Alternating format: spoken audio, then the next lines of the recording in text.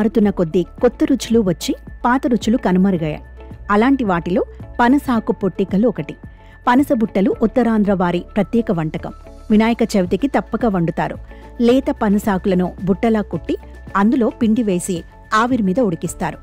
రాయలసీమ, తెలంగాణయే కాదు, బహుశా మిగిలిన రాష్ట్రాలలో కూడా తెలియని స్పెషల్ ఇడ్లీ పొట్టికల్ ఇడ్లీలు. కారణం, ఈ ఇడ్లీలను పనసాకులలో ఉడికిస్తారు. దానివలన వీటికి ఒక స్పెషల్ వాసన, రుచి ఉంటుంది. ఇందుకుగాను పనసాకులను చుట్టి సన్న పుల్లలతో విస్తరాకులను పిన్ చేసినట్లుగా కోన్ షేప్లో కానీ బుట్ట షేప్లో కానీ తయారు చేస్తారు.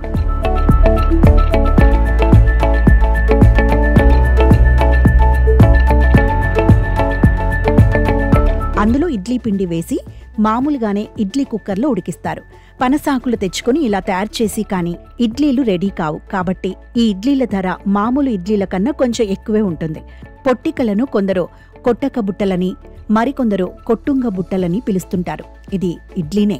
మామూలుగా ఇడ్లీ గుత్తిలో ఉడకపెడితే అది ఇడ్లీ, కుడుము గిన్నెలో ఉడకపెడితే అది ఆవిరి కుడుము, పనసాకుల్లో ఉడకబెడితే అది పొట్టిక్క. ఈ ఇడ్లీ ధర రాజమండ్రి వద్ద ఒకటికి 20 రూపాయలు మాత్రమే. పనస చెట్లు ఎక్కువగా ఉన్న ప్రాంతాల్లోనే ఈ ఇడ్లీలు దొరుకుతాయి. పనసాకుల సప్లై లిమిటెడ్గా ఉంటుంది కాబట్టి ఈ ఇడ్లీలు కావాలంటే ఉదయం 8 నుంచి 8:30 గంటల లోపే అయిపోతాయి.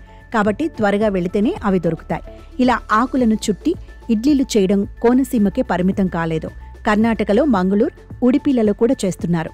నిజానికి పనస ఆకులే కాక వేరే విధమైన ఆకులు, మొగిలి పువ్వులు, పసుపు ఆకులు, అరటి ఆకులు, ఇలా అనేక విధమైన ఆకులలో పండుగల సమయంలో ప్రత్యేకంగా తయారు చేస్తారట. అవి కూడా స్తూపాకారంలో ఎక్కువగా చేస్తారట. ఇలాగే వేరే ప్రాంతాలలో ఎక్కడైనా ఆకులు చుట్టి ఇడ్లీలు చేస్తే ఖచ్చితంగా ఆరగించండి.